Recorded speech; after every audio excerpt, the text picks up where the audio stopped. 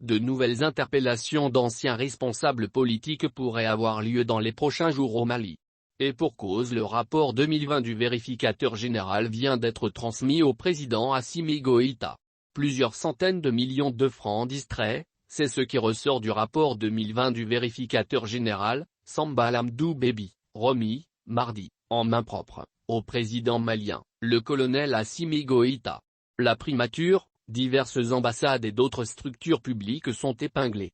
Au niveau de la seule primature, le rapport mentionne plus d'1 milliard de francs CFA dilapidés au titre de frais de souveraineté sur mission, 710 millions de francs CFA, de décaissements irréguliers en faveur du Premier ministre 171 millions de francs CFA, et des décaissements non justifiés de plus de 184 millions de francs CFA, le tout étalé sur la période allant de 2017 à 2019.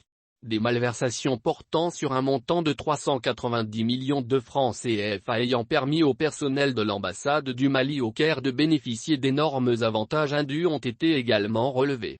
Des situations similaires ont été notées dans les ambassades du Mali en Éthiopie et au Congo-Brazzaville. Beaucoup d'autres organismes publics comme l'Agence d'exécution des travaux d'entretien routier, AGEROUTE, l'Office des produits agricoles du Mali, OPAM, la Société malienne de gestion de l'eau potable, SOMAGEP, entre autres, sont aussi épinglés. Ces nouvelles révélations risquent d'inquiéter davantage Soumeylou Boubèye Maïga, Premier ministre, du 30 décembre 2017 au 23 avril 2019, lui qui est déjà écroué depuis fin août. Dans le cadre de l'affaire de l'achat de l'avion présidentiel et d'équipements militaires, la junte militaire, au pouvoir au Mali, a fait de la lutte contre la corruption son cheval de bataille.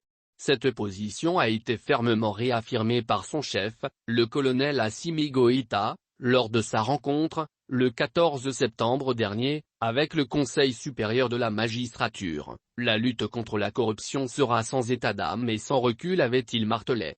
Il ne reste plus qu'à attendre pour voir la suite qui sera donnée à ces différents dossiers qui sont déjà aux mains de la justice malienne.